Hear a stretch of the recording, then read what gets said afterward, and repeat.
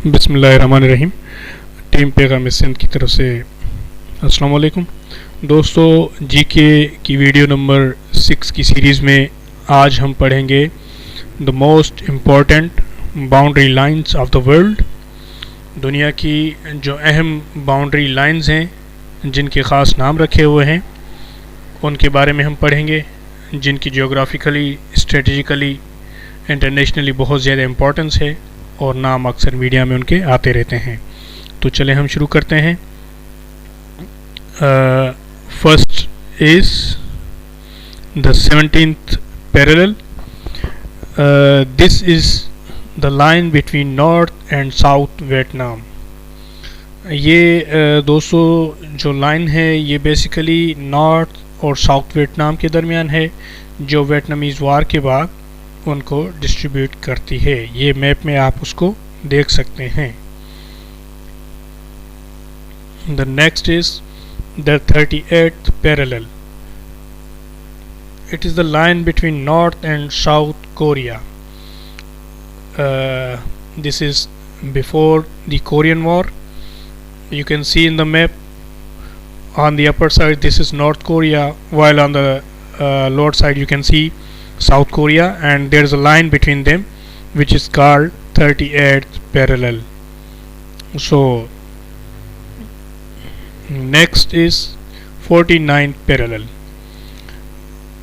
This is also the Madison line. It is the boundary between Canada and USA. So you can see on the northern side this is Canada, and on the southern region there is United States of America. और ये जो red वाली line है इसको हम कहते हैं 49 parallel. और इसके दो पॉइंट्स भी हैं जो यहाँ पे मेंशन हुए हुए हैं, पॉइंट रॉबर्ट्स और लेक ऑफ द वुड्स। ये दो पॉइंट्स हैं और ये लाइन अमेरिका और कनाडा को सेपरेट करती है। Next is the 24th parallel. Basically it is the line that Pakistan claimed for the demarcation purpose, but India does not accept it. ये basically ऐसी लाइन है जो सरकारी लाइन भी जिसको कहते हैं, और ये तनाज़ा अभी तक पाकिस्तान और इंडिया के दरमियान चल रहा है। पाकिस्तान इसकी डिमार्केशन का क्लेम करता है जबकि इंडिया इसको एक्सेप्ट नहीं करता है। और ये सिंध का जो साहली रीजन है और इंडियन जो कच्छ और गुजरात का एरिया है, ये उसके क्रीक एरियाज़ में है। सिर क्रीक का अक्सर मामला मीडिया पे भी आता रहता है। तो ये इस लाइन को हम कहते हैं 24th पैरेलल।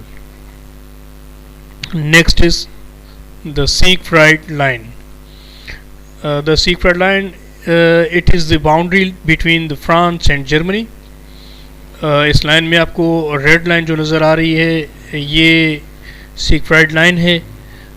इसकी ईस्टर्न साइड पे आपको जर्मनी नज़र आ रहा है और वेस्टर्न साइड पे आपको बेल्जियम और फ्रांस का मैप नज़र आ रहा होगा। तो ये सिगफ्राइड लाइन जो है जर्मनी को बेल्जियम और फ्रांस से सेपरेट करती है। Next is Maginot line. ये बेसिकली फ्रांस की डिफेंसिव लाइन है और इस मैप में भी आपको नज़र आ रही थी। ये जो ग्रीन वाली लाइन है ये फ्रांस की एक डिफेंसिव लाइन है जो सिगफ्राइड लाइन के बाद एक मार्क हुई है। तो इसको हम कहते हैं द मैग्नियोट लाइन, और ये भी जर्मनी और फ्रांस के दरमियान आप कह सकते हैं। नेक्स्ट है the Hindenburg line. This line was that described Germany's position during the world war 1। ये वो लाइन है जो जर्मनी की जो पोजीशन का तयन कर रही थी वर्ल्ड वॉर 1 पे, कि जर्मनी ने कौन कौन से एरियाज़ फतह किए थे और कहाँ कहाँ पे उसने लॉस किया था। और फिर ये इमेजिनरी लाइन बनाई गई थी जो तारीख में हिंडनबर्ग लाइन के नाम से जानी जाती है। रेड में आपको ये नज़र आ रही है। Next is the Oder Neisse line. It is the boundary between the Germany and Poland. The Oder-Neisse line and Germany and Poland. इसमें ये भी सेकेंड वर्ल्ड वार के बाद जो है चीज़ें शो कर रही है. During second world war pre 1945 German administrative units. और मैप में आपको नज़र आ रहा होगा ईस्टर्न साइड पे पोलैंड है, नेक्स्ट साइड पे जर्मनी है, और ये जो बीच में लाइन है इसको हम कहते हैं दी ऑर्डर-नेसी लाइन. और इस मैप में हमें समझाया गया है जो जर्मन ने टेरिटोरियल लॉसेस किए थे, और उसके बाद जो जर्मन ने फर्दर टेरिटोरियल लॉसेस किए थे सोवियत यूनियन को, वो हमें नज़र आ रहे हैं दूसरे कलर में. और जो पोलैंड को लॉसेस किए थे जर्मनी ने, वो एरियाज़ हमें येलो कलर में नज़र आ रहे हैं. और जो पोस्ट वार जर्मनी रह गया था वो हमें नज़र आ रहा है 90 ग्रीन कलर में. तो ये वाली जो बीच में लाइन आ रही है इसको हम कहते हैं the Oder Neisse line. Next is the Radcliffe line. ये रेड क्लिफ लाइन जो है पाकिस्तान और इंडिया की जो बाउंड्री लाइन है इसको हम कहते हैं. ये रेड क्लिफ अवार्ड आया था. सर रेड क्लिफ जो था उसने ये लाइन ड्रॉ की थी जिसमें ईस्टर्न पाकिस्तान और जो वेस्टर्न पाकिस्तान के दरमियान, इंडिया और पाकिस्तान के दरमियान जो भी बॉर्डर बना था उसने वो लाइन ड्रा करके उसको फाइनलाइज किया था जब ये दोनों मुल्कों की सेपरेशन हुई थी during the separation of subcontinent 1947. तो और उसके बाद हमारे पास आई है the McMahon line. It is a boundary between India and China officially. However, it was originally signed between the Britain and Tibet. तो ये वाली जो बाउंड्री लाइन आपको नज़र आ रही होगी येलो कलर में, ये मैक-महon लाइन है.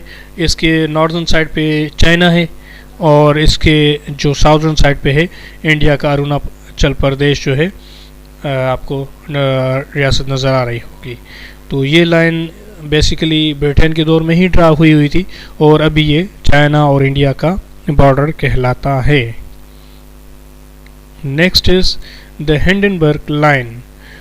सेम वही हम जो पहले डिस्कस कर रहे के आए हैं, ये वही लाइन है जो कि जर्मनी की पोजीशन को डिस्क्राइब कर रही है during the world war one, कि उसमें उसने कौन कौन से एरियाज फतेह किए और लूज किए थे और किस पोजीशन पे उसकी मैपिंग बनी थी. Next is the Mannerheim line. It was a defensive line drawn on the Karelian Isthmus by Finland against the Soviet Union. ये लाइन जो है फिनलैंड की तरफ से बनाई गई थी और मैप में आपको रेड लाइन जो ये नज़र आ रही है ये वो मैनरहेम लाइन है जो कि इस्तिमस पे ड्राइन की गई थी. और इसके ईस्टर्न साइड पे आपको सोवियत यूनियन नज़र आ रहा है और वेस्टर्न साइड पे आपको फिनलैंड नज़र आ रहा है. The next is the durian line. ये बहुत मशहूर लाइन है. The durian line it is a boundary line between Pakistan and Afghanistan.